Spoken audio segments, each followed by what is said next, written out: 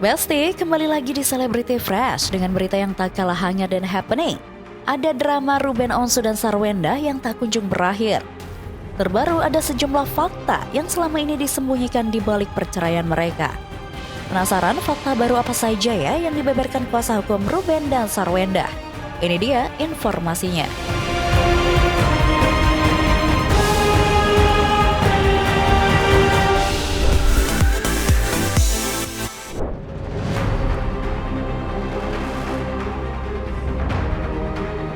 Besti, konflik keluarga Ruben Onsu dan Sarwenda kembali menjadi sorotan publik.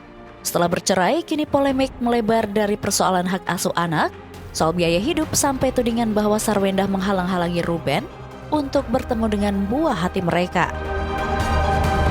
Kedua kubu mengeluarkan pernyataan tegas melalui kuasa hukum masing-masing, yang justru semakin membuka banyak detail selama ini disimpan rapat nih Besti.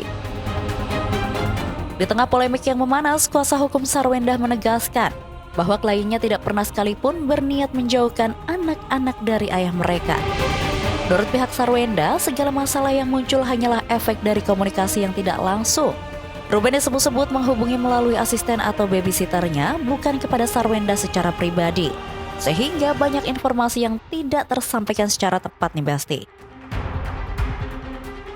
Saya tegaskan, klien kami Sarwenda tidak pernah menghalang-halangi seorang bapak untuk bertemu anaknya. Ya, sekali lagi tidak pernah menghalang-halangi. Yang terjadi adalah bagaimana komunikasinya lagi kurang pas. Hanya masalahnya komunikasi yang terjadi adalah tidak pernah RSO dengan klien kami, ya, melalui asistennya. Ini sebenarnya parenting yang tidak diharapkan. Kuasa hukum Sarwenda bahkan menantang secara terbuka untuk menunjukkan bukti konkret Sarwenda yang melarang Ruben bertemu dengan anaknya. Yang pasti klien kami tidak pernah coba buktikan satu saja chattingan klien kami yang ditulis bahwa klien kami tidak membolehkan bapaknya ketemu anaknya. Tidak pernah ada. Hanya bahwa ini ketemu neneknya, pas bersamaan dengan keinginan anaknya pengen main kemana, masa kita harus mendahului yang lain? Nah, ini parenting yang dilakukan Sarwenda. Jadi dia sangat mengetahui keinginan anaknya dan itu diikuti. Ya, tinggal komunikasi. Sementara itu dari pihak Ruben, kuasa hukum menyatakan bahwa perubahan nomor telepon Sarwenda juga menjadi kendala. Anak-anak disebut diarahkan menghubungi nomor lama sehingga dianggap tidak diangkat atau direspon oleh Ruben. Jadi oleh karena itu pemberitahuan itu diberikan kepada S sebagai ibunya, sudah ganti nomornya. Jadi kalau misalnya kemudian anak-anak itu dibiarkan terus menghubungi nomor yang lama, ya nggak nyambung.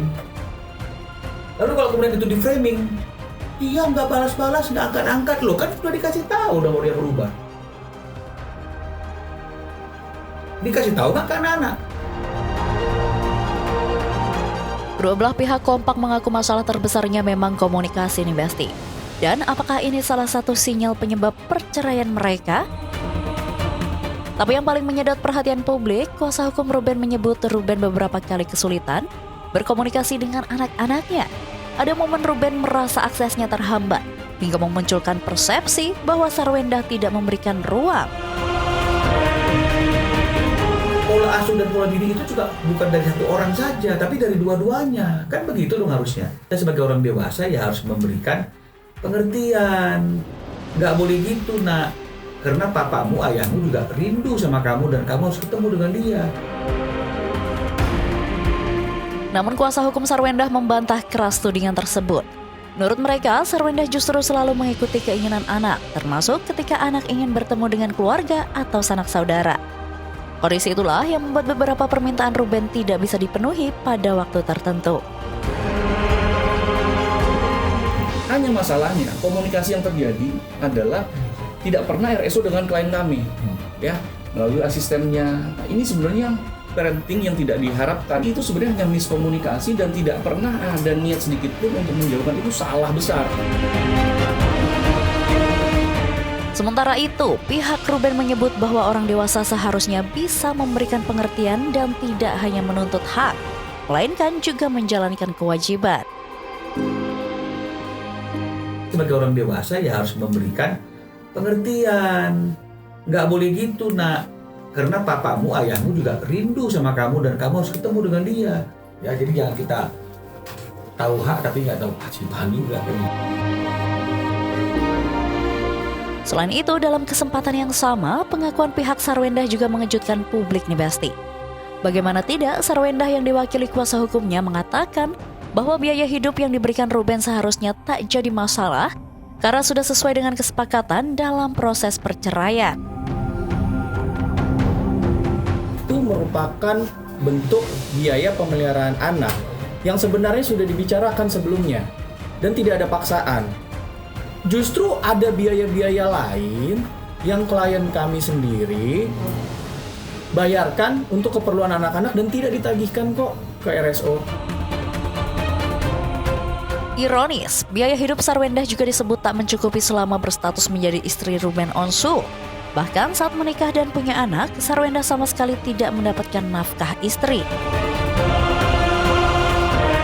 Pada masa perkawinannya dulu pun, ya, jadi sejak perkawinan sampai sebelum memiliki anak, itu klien kami diberikan uang saku untuk istri yang jumlahnya sangat terbatas.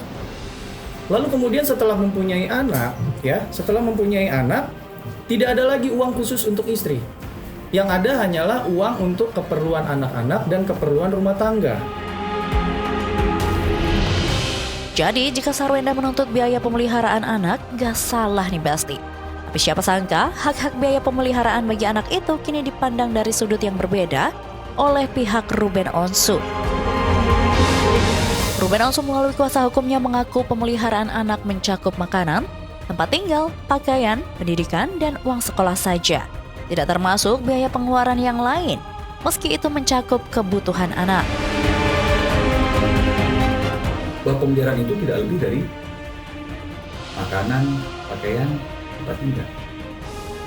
Kandang, panah, dan itu pemeliharaan. Pendidikan itu tuh uang sekolah atau segala sesuatu yang berkaitan dengan pendidikan. Nah, sekarang saya tanya, kalau misalnya kemudian ada seperti ini biaya-biaya tiket pesawat ke Malaysia, itu misalnya, ya. Terus kemudian tol bensin, kemudian ada kebersihan plastik sampah, ada uang listrik dibagi dua, nilainya 12,9, ada kartu kredit yang udah dibagi dua, sehingga akhirnya yang dibebankan kepada Ruben 36 juta gitu loh misalnya. Ya, dan ketika Ruben minta breakdown-nya nggak dikasih, tapi Ruben berpikir ya udahlah nggak apa-apa, kan nggak dipersoalkan. Buktinya sampai November juga masih diserahkan. Tapi kalau dibilang itu tanggung jawab pemeliharaan anak, Bahkan termasuk soal asuransi, Sarwendah yang disebut-sebut dibayar pihak Ruben selama setahun setelah perceraian. jadi ini adalah asuransinya S. Dari mulai terjadi perceraian, ya sampai kemarin bulan Mei itu